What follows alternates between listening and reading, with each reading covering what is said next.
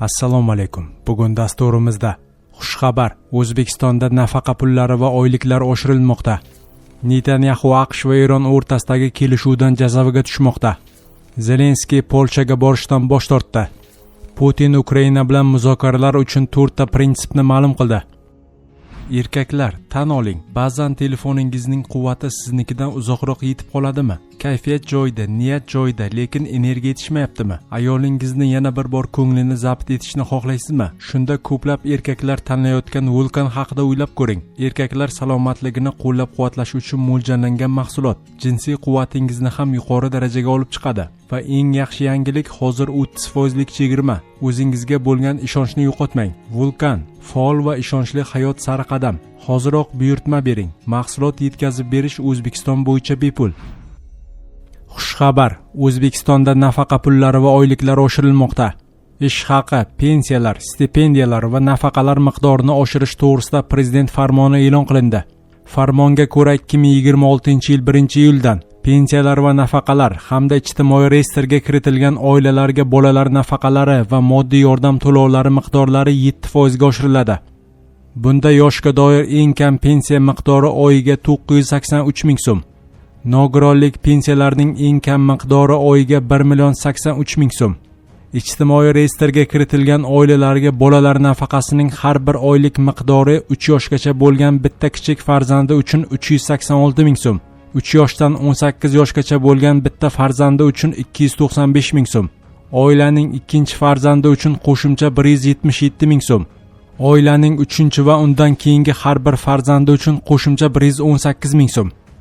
Ijtimoiy reyestrga kiritilgan oilalar uchun moddiy yordamning oylik miqdori 450 ming so'm etib belgilandi. 2026-yil 1-iyuldan pensiyani hisoblashning bazaviy miqdori oyiga 504 ming so'm etib belgilandi. 2026-yil 1-sentyabrdan budjet tashkilotlari xodimlarining ish haqi va stipendiyalarining miqdori 7% ga oshiriladi. 2026-yil 1-sentyabrdan mehnatga haq to'lashning eng kam miqdori oyiga 1,360 ming so'm. Bazaviy hisoblash miqdori 440 ming so'm etib belgilandi. Netanyahu AQSh va Eron o'rtasidagi kelishuvdan jazavaga tushmoqda. Isroil bosh vaziri Benyamin Netanyahu boshchiligidagi hukumat AQSh va Eron o'rtasidagi kelishuvdan xavotirda. Axios nashri Yahudiy davlati hukumatidagi manbalarga tayanib yozishicha, Netanyahu ma'muriyati mazkur bitim Eronning Livandagi ta'sirini legitimlashtirishi va Isroilni Livanda Hizbulloh harakatiga qarshi harbiy harakatlar olib borish erkinligidan mahrum qiladi deya tashvishlanmoqda. Bu borada Bibi jazavaga tushdi degan Isroildagi manba Axios muxbiri bilan suhbatda. Qayd etilishicha, Livan bo'yicha bitimning muayyan bir qismi Isroil bosh vazirini Eron yadro qurolidan ham ko'ra qattiqroq xavotirga solyapti. Bunga asosiy sabablardan biri sifatida joriy yil oktyabr oyidagi saylov arafasida Hizbullohga qarshi amaliyot mamlakat ichki siyosatida katta rol o'ynash ko'rsatilmoqda.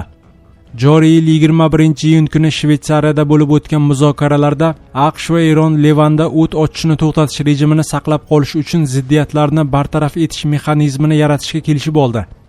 Aksios suhbatdoshlarining ta'kidlashicha, bu kelishuv bosh vazir Benyamin Netanyahu va AQShning sobiq prezidenti Jo Bayden o'rtasida 2024-yilda erishilgan avvalgi bitimlarni yo'qqa chiqaradi. O'shanda Isroil Hizbulloh tomonidan kelayotgan ham muqarrar, ham endi paydo bo'layotgan tahdidlarga javob qaytarish huquqini o'zida saqlab qolgan edi. Endilikda Isroilda xavfning oldini oluvchi zarbalar berish imkoniyati bo'lmasligi mumkin. Bundan tashqari, bu gal Tehrondan farqli o'laroq Tel Aviv o't ochishni to'xtatish rejimini monitoring qilish mexanizmining to'g'ridan-to'g'ri ishtirokchisi emas.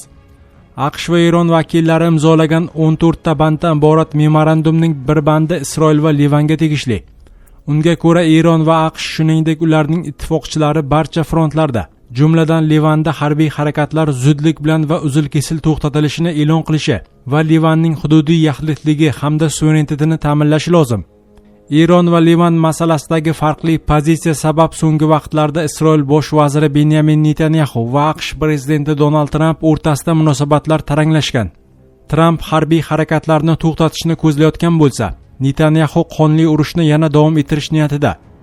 Netanyahu AQSh va Eron o'rtasidagi kelishuvga qaramasdan, Isroil armiyasi Livandagi hozirgi pozitsiyalarni saqlab qolishi, Yahudiy davlat askarlari Livan hududidan chiqib ketmasligini aytmoqda. Tel Aviv hukumatining radikal qanotga mansub vazirlari ham Isroil davlati AQSh va Eron o'rtasidagi bitim shartlarini bajarishga majbur emas deb hisoblaydi. Zelenskiy Polshaga borishdan bosh tortdi. Ukraina prezidenti Vladimir Zelenskiy Polsha prezidenti Karol Nawrotskiy bilan shaxsiy mojarosi tufayli Gdansk shahriga bormaslikka qaror qildi. Bu haqda Ukraina bosh vaziri Yuliya Sviridenkoga tayanib Deutsche Welle xabar berdi. Polsha shahrida Ukrainani tiklash bo'yicha URS 2026 konferensiyasi bo'lib o'tishi kerak. 25-26-iyunga rejalashtirilgan tadbirda Kiev delegatsiyasiga aynan Yuliya Sviridenko boshchilik qiladi. U delegatsiya tarkibidan tadbirkorlar, davlat kompaniyalari rahbarlari, hududlar vakillari hamda rasmiylar joy olishini aytdi. Konferensiyada mudofaa qobiliyatini oshirish va iqtisodiy hamkorlikni kengaytirish, xususan energetikani mustahkamlash bo'yicha aniq kelishuvlarga erishish rejalashtirilgan, dedi Ukraina bosh vaziri. Forumda Germaniya kansleri Friedrich Merz va boshqa davlat yetakchilari ishtirok etishi kutilmoqda. O'z navbatida Polsha prezidenti Karol Nawrotskiy taklifnoma berilmagani sababli Gdanskdagi tadbirga bormaydi. Ikki davlat o'rtasidagi diplomatik mojaro Zelenskiyning 26-maydagi farmondan keyin boshlandi. U Ukraina qurolli kuchlari maxsus bo'linmalaridan biriga UPA qahramonlari nomini berdi. Polsha tomoni esa UPA jangchilarini 1943-1944-yillardagi Volin qirg'iniga aloqadorligi sababli bu qarorni keskin qoraladi. Polsha prezidenti Karol Nawrotskiy buning ortidan Zelenskiyni mamlakatning oliy mukofoti Oq burgut ordenidan mahrum qildi. Ukraina prezidenti esa ordenni Varshavaga pochta orqali qaytarib yubordi. Yevropa komissiyasi ushbu kelishmovchilik xalqaro konferensiyaga ta'sir etmasligi uchun harakat qilishini bildirdi. Ukraina delegatsiyasi tarkibi o'zgarganiga qaramay Yevrokomissiya rahbari Ursula von der Leyen forumda ishtirok etishi kutilmoqda. Putin Ukraina bilan muzokaralar uchun 4 ta prinsipni ma'lum qildi. Rossiya prezidenti Vladimir Putin hukumat a'zolari bilan bo'lib o'tgan yig'ilishda Moskva Ukraina bilan tinchlik muzokaralariga tayyor bo'lgan prinsiplarni sanab o'tdi. Bu haqda RIA Novosti xabar berdi. Uning so'zlariga ko'ra, bu prinsiplar quyidagilarga asoslanadi. 1. Istanbulda erishilgan kelishuvlar. 2. Ankorajda muhokama qilingan usullar. 3. Haqiqiy holat, eng muhimi frontdagi haqiqiy vaziyat. 4. Bir necha yil oldin Tashqi ishlar vazirligidagi nutqi paytida aytilgan prinsiplar. Shu bilan birga Rossiya prezidenti Ukraina qurolli kuchlari ketma-ket hududlarni boy berayotganini ta'kidladi. Uning aytishicha, Rossiya esa iqtisodiy barqarorlik va harbiy yutuqlarga tayanib, barcha yo'nalishlarda oldinga siljishda davom etadi. Fuqarolik infratuzilmalariga berilayotgan barcha terrorchilik hujumlari front chizig'idagi voqealarga ta'sir qila olmaydi. Belgorod viloyatida belaruslik bolalar o'tirgan avtobusga yoki Starobeldagi talabalar yotoqxonasiga berilgan zarbalar ham vaziyatni o'zgartirishga qodir emas, deya qo'shimcha qildi Putin.